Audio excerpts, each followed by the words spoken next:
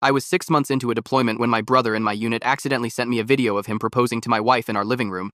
I'd been deployed for 6 months when I caught my wife cheating with another soldier in my unit. The video call schedule with Kendra was the only thing keeping me sane in this desert hellhole. Every Wednesday at 0800 my time, I got to see her face and hear about normal life back home in Ohio. Devin always seemed to linger nearby during these calls. He'd make excuses about needing something from our shared quarters. I thought nothing of it at the time. My phone buzzed at 3 a.m. on a Tuesday. Our unit group chat was lighting up with messages from a night of drinking. I was on duty, so I'd missed the festivities. Devin had accidentally sent a video to the group. 8 seconds that destroyed my world. I recognized my living room immediately. The scratched coffee table I'd tried to fix before deployment. The crooked picture frame Kendra never straightened. The burn mark on the carpet from her curling iron last Christmas. And there was my wife, wearing the blue dress I'd bought for our anniversary. Devin was down on one knee, holding out a ring that looked far more expensive than his junior enlisted pay could afford. The video disappeared from the chat minutes later. Devin had deleted it, but I'd already saved it and screenshotted every frame. I confronted him privately the next morning. "That was my house in the video," I said. My voice was calmer than I expected. Devin looked panicked. "No, man, that was my cousin's place. They have similar furniture." I showed him the screenshots. "That's the table I scratched moving it last year. That's the picture frame Kendra refuses to straighten. That's the burn mark from her curling iron." He stammered something about coincidences. I was already walking away. I tried calling Kendra immediately. Straight to voicemail. I tried again every hour for the next 4 hours. She finally called back 6 hours later. Her voice sounded strange, nervous. "Hey babe, sorry I missed your calls. I was in meetings all day." I checked the timestamp on the video. It showed 2 p.m. her time. "Aren't you supposed to be at work right now?" I asked. "I took a half day," she said quickly, not feeling well. I didn't confront her yet. I needed more information. "Is everything okay at the house?" I asked. She hesitated just a fraction too long. "Of course, why wouldn't it be?" I ended the call shortly after. I was numb. I'd trusted Devin with my life for 8 months. Connor, my platoon leader, noticed something was wrong during morning formation. He pulled me aside afterward. "Whatever's going on, we can talk about it privately," he said. I showed the video to Nolan that night. He was my best friend in the unit, the only one I truly trusted now. Nolan's face darkened as he watched. "This explains a lot," he said. "Devin's been acting weird for months." "What do you mean?" I asked. "He's always asking about your hometown, and he's weirdly interested in your calls with Kendra." I started paying attention after that. Devin knew things about my town he shouldn't know. He mentioned a restaurant that had just opened near my house. During a smoke break, he complained about the construction on Main Street, making traffic terrible. How would he know about that? I noticed other things too. During my next call with Kendra, Devin positioned himself just out of camera view. Kendra's eyes flicked to his position twice during our conversation. She wasn't wearing her wedding ring. "It's too tight lately," she explained when I asked. "My fingers are swollen from the heat." It was October in Ohio, not exactly sweltering. I asked Pierce, Devin's squad leader, about Devin's emergency contact information. "Just curious," I said. Pierce thought nothing of it. "His contact lives near your neighborhood, right? Like 3 streets over," Pierce said. "Walking distance." That was strange. Devin had always claimed to be from Colorado Springs. I called Kendra during her lunch break the next day. I heard a man's voice in the background, heavy footsteps moving away from the phone. "Is someone there?" I asked. "Just the TV," she said quickly. Too quickly. I hung up and stared at the wall of our barracks. The evidence was piling up. My wife and my brother-in-arms were betraying me in my own home. The anger came later. At that moment, I just felt hollow. I needed proof. Nolan and I started a detailed list of all the suspicious things Devin had been doing. We documented everything in a small notebook I kept hidden in my footlocker. "He mentioned Kroger on Maple has the best produce selection in town," Nolan said as we added to the list. "How would he know that unless he's been there?" I nodded grimly. That was my regular grocery store. Kendra always complained about their avocados. During my next video call with Kendra, I watched her eyes carefully. They darted to the left 3 times during our 15-minute conversation, exactly where Devin liked to stand. "How's the weather back home?" I asked casually. "Cold," she answered. "Had to turn the heat up last night." Her wedding ring was still missing. I pointed it out again. "Still too tight," she said, not meeting my eyes. "I'll get it resized when I have time." After the call, I approached Pierce during chow. We'd always been friendly, and he had no reason to suspect my motives. "Hey, I need to mail something to Devin's family," I lied. "You have his contact info handy?" Pierce didn't hesitate. "Sure thing. His emergency contact is at 1423 Willow Drive." My stomach dropped. That was 3 streets over from my house. Walking distance, just like Pierce had said before. "I thought Devin was from Colorado," I said, keeping my voice neutral. Pierce shrugged. "Nah, man, he's always talking about Ohio. Says he moved there about a year ago." A year ago, 6 months before my deployment. I called Kendra the next day during her lunch break. She always ate at her desk from 12:30 to 1. She answered on the 4th ring. "Hey, what's up?" She sounded breathless, surprised. I heard a man clearing his throat in the background. Heavy footsteps moved away from the phone. "Who's there?" I asked. "Just the TV," she said quickly. "I'm watching a show while I eat." "Turn it down," I said. "I want to hear your voice clearly." There was a pause, then silence. No TV sounds at all. I called my sister Talia that evening. We'd always been close, and she lived just 20 minutes from my house. "I need a favor," I told her. "Can you drive by my house a few times over the next week? Different times of day. Tell me if you see any cars there." Talia didn't ask questions. She knew something was wrong from my voice. "Of course, I'll start tomorrow." 3 days later, she called back. There's a black Dodge Charger parked in your driveway. It's been there the last 2 mornings around 7 a.m. And at night? I asked, already knowing the answer. Still there at 9 p.m. yesterday, she confirmed. License plate starts with GHT. Devin drove a black Charger. I'd seen him wash it countless times on base. Nolan helped me access our joint bank account online that night. We hadn't checked the transaction history in months. What I found made me physically ill. Charges for restaurants I'd never heard of. Expensive places downtown. A $3,200 purchase at a jewelry store 2 months ago. The timing matched the ring in the video. Look at these hotel charges, Nolan pointed out, all in the next city over, and the dates. The dates aligned perfectly with Devin's family emergency leaves. 3 weekends, when he'd supposedly gone to help his sick mother, he'd been 20 minutes from my house, with my wife. I found receipts for wine I didn't drink, movie tickets for films I hadn't seen, a weekend getaway to a cabin I'd never visited. They're not even trying to hide it, Nolan said quietly. They think you'll never check.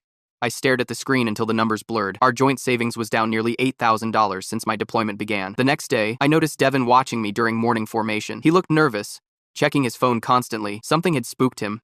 I cornered Pierce again during lunch. How long has Devin been talking about Ohio? Pierce thought for a moment. Since he got to the unit, I guess. Said his girlfriend lives there. Girlfriend. Not wife. Not fiance. Girlfriend. I called Kendra that night. Unscheduled. She didn't answer. I tried 3 more times. Nothing. She texted an hour later. Sorry. Was in the shower. Can we talk tomorrow? I replied immediately. Where's my grandfather's watch? The watch was in my deployment bag. She wouldn't know that. In the safe. She texted back quickly. Where it always is. Another lie. We didn't have a safe. Talia drove by again the next day. Charger's still there, she reported. And someone's put up new curtains in the living room. They're blue. Weren't yours beige? They were. Kendra had picked them out when we moved in. Nolan found more evidence in our bank records. Charges for men's clothing stores. A subscription to a streaming service I'd never used. And most damning, a receipt for a rental application fee, dated 2 weeks after I'd deployed. They've been planning this, Nolan said. The whole time.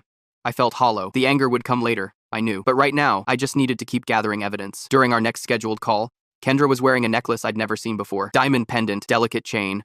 That's new, I said, pointing to the screen. She touched it reflexively. Oh, this old thing? Had it forever. I could see the price tag in my bank statement. $3,200 at Davidson Jewelers. You look tired, she said, changing the subject. Are you sleeping okay? I wasn't. I hadn't slept more than 3 hours a night since discovering the video, but I smiled and lied, just like she was lying to me. Never better, I said. Everything's perfect. Connor noticed my deteriorating condition during PT the next morning. You need to talk to someone, he said quietly as we finished our run. Chaplain Desmond has helped guys in your situation before. My situation? I asked sharply. Connor's eyes were sympathetic. The signs are all there, brother. I've seen this before. I nodded slowly. The evidence was overwhelming. My wife was having an affair with my brother-in-arms, in my house, spending my money, planning a future without me. I needed to go home. I needed to see it with my own eyes. I approached Julian's office early the next morning. My hands held a manila folder containing all the evidence I'd gathered. He motioned me inside with a concerned look. Sir, I need to request emergency leave, I said. My voice sounded hollow even to my own ears. Julian leaned forward across his desk. What's the situation, soldier? I placed the folder in front of him. Family emergency, sir. My wife is having an affair with Devin from 3rd Platoon, in my house, using my money. He opened the folder and flipped through the screenshots, bank statements, and notes. His expression darkened with each page. Jesus Christ, he muttered. You have solid evidence here. I nodded. I need to handle this in person, sir. Julian closed the folder and handed it back. Approved. I'll process the paperwork immediately. You can be on a transport tonight. He paused, studying my face. Have you spoken with Chaplain Desmond? Not yet, sir. Do it before you leave. That's an order. I found Desmond in the chapel an hour later. He listened without interruption as I laid out everything I'd discovered. 20 years as a military chaplain had clearly prepared him for stories like mine. What are you planning to do when you get home? He asked when I finished. Confront them. Get the truth. Start divorce proceedings. Desmond nodded slowly. Remember that violence won't solve this. It will only create more problems. I know, sir. Do you? Because right now, you look like a man contemplating murder. I took a deep breath. I just want the truth. Then I want out. The flight home was 16 hours of pure hell. I replayed every conversation, every video call, every suspicious moment in my head. I didn't tell Kendra I was coming. I didn't tell anyone except Talia. She picked me up at the airport just after midnight. Are you sure you want to go to the house? She asked. You could stay with me tonight. I need to see it with my own eyes, I said. Talia dropped me off a block from my house. The black Charger wasn't in the driveway. The house was dark. I used my key and stepped inside. The smell hit me first. Unfamiliar cologne mixed with Kendra's perfume. I turned on the lights and saw evidence everywhere. Men's boots by the door. Not mine. A jacket hanging on the coat rack that belonged to Devin. I recognized it from base. In the kitchen, 2 wine glasses sat in the sink. The refrigerator was stocked with beer brands I never drank. A grocery list on the counter had items written in 2 different handwritings. I walked upstairs slowly. Our bedroom door was open. The bed was unmade. On the nightstand, a man's watch. In the bathroom, men's toiletries lined the counter. Devin's brand of deodorant, his razor. In the closet, men's clothes hung next to Kendra's. I recognized shirts I'd seen Devin wear on base. I sat on the edge of the bed and called Brianna. It was nearly 2 a.m., but she answered on the third ring. I know you're Kendra's best friend, I said without preamble, but I need the truth. How long has she been sleeping with Devin? Silence stretched for several seconds, then a sigh. 4 months, Brianna finally said. It started 2 months after you deployed. And they're living together in my house. Yes, I told her it was wrong. I told her to end it, or at least tell you. I gripped the phone tighter. Were they planning to tell me? Another pause. They were planning to wait until you got back. Kendra was going to ask for a divorce. They want to get married. The words hit like physical blows. Thanks for being honest, I managed to say before hanging up. I called Talia next. She arrived 30 minutes later with a small duffel bag. I brought the cameras you asked for, she said, pulling out 3 small wireless cameras. Are you sure about this? I need evidence for the divorce, I said. Help me set them up. We placed one in the living room, one in the kitchen, and one in the hallway, all positioned to capture common areas, nothing in bedrooms or bathrooms. I wasn't interested in torture, just proof. Talia left reluctantly around 4 a.m. I sat in my car down the street, waiting. At 5:30 a.m., the black Charger pulled into my driveway. Kendra and Devin got out, laughing about something. He carried an overnight bag. They looked comfortable together, like an established couple. I waited until they were inside before approaching. I used my key again and opened the door quietly. They were in the kitchen. Devin had his arms around Kendra's waist. She was making coffee, leaning back against him. They looked happy. In my house, using my coffee maker. Good morning, I said from the doorway. They jumped apart like they'd been electrocuted. Kendra's face went white. Devin looked like he might throw up. What are you doing here? Kendra whispered. I held up my phone, showing the proposal video. I came to congratulate you on your engagement. In my living room, with my money. Devin edged toward the door. Listen, man, we can talk about this. Sit down, I said, my voice deadly calm. We're all going to have a conversation. Kendra started crying. I was going to tell you when you got back. After spending another 3 months lying to my face, after draining our bank account, after fucking my brother in arms in our bed. Devin raised his hands. I love her, man. This isn't just some fling. I laughed. A hollow sound. You love her. That's why you proposed to her in my house? That's why you used my credit card to buy the ring? I pulled out printed bank statements, hotel stays, expensive dinners, jewelry, all while I was getting shot at overseas. I can explain, Kendra sobbed. When did it start? I asked. She looked at the floor. 2 months after you left. 4 months, I said. That's what Brianna told me. 4 months of lying to my face on video calls. Devin took a step toward the door again. I blocked his path. You're not going anywhere until I get answers.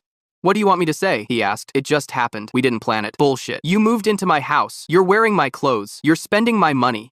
Kendra wiped her eyes. I'm sorry. I didn't know how to tell you. You could have started by not fucking him, I said. You could have asked for a divorce before getting engaged to someone else.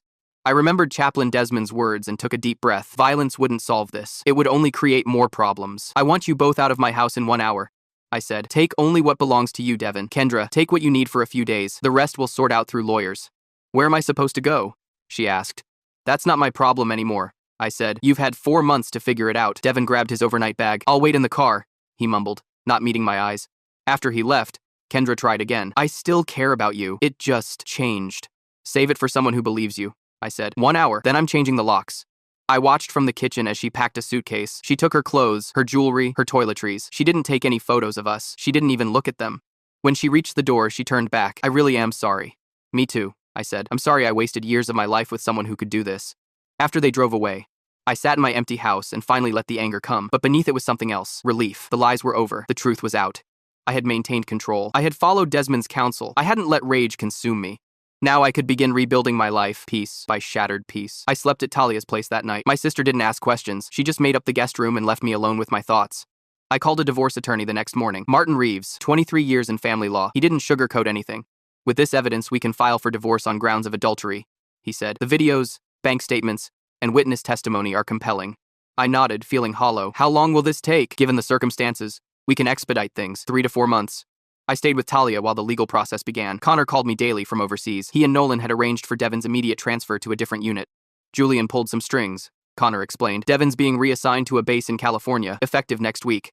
The military launched an investigation into Devin's false emergency leave requests. Using military leave to conduct an affair was grounds for disciplinary action. Kendra tried calling me repeatedly. I ignored her for 3 days before finally answering. Can we please talk? She begged. It was a mistake. I wasn't thinking clearly. I laughed bitterly. A mistake is forgetting to pay a bill. What you did was a calculated betrayal for 4 months straight. I still love you, she insisted. Devin was just there when you weren't. I ended the call. The next day, I discovered she had withdrawn $12,000 from our savings account 2 weeks earlier. Money I hadn't noticed was missing.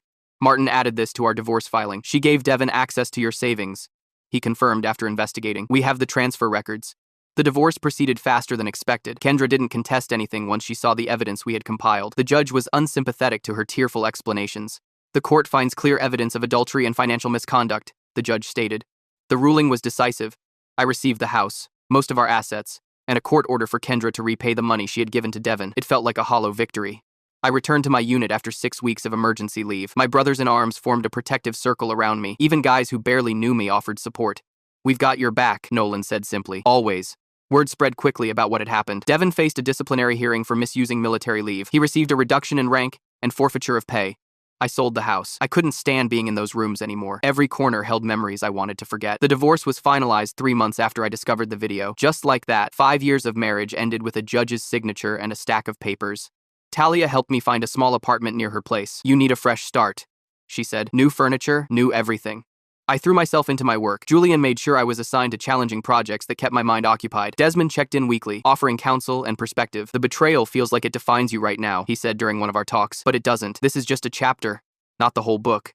6 months after the divorce, Nolan forwarded me an email from a mutual acquaintance. Kendra and Devin's relationship had imploded spectacularly. He had cheated on her with another woman at his new base. I felt nothing. No satisfaction, no vindication, just emptiness. Looking back, I recognized all the red flags I'd missed. Devin's excessive interest in my personal life, Kendra's growing detachment during our calls, the sudden changes in our home that I'd noticed but dismissed. Connor invited me for a beer one evening. "Julian got you approved for that advanced training course in Germany," he said. "If you want it, it's yours."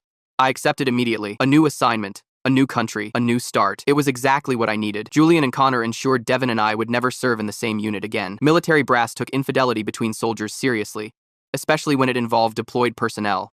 "Some brothers aren't worth keeping," Connor said one night. "But the ones who stand by you when everything falls apart, those are the ones who matter." I packed my things for Germany 2 weeks later. As I boarded the plane, I realized I hadn't thought about Kendra or Devin in days. The pain was still there, but it was duller now, more distant. I had lost a wife and a brother in arms I thought I could trust, but I had found something else, the unshakable loyalty of true brothers who showed up when it mattered most. That was worth more than anything Kendra and Devin had taken from me, and it was enough to start rebuilding my life on.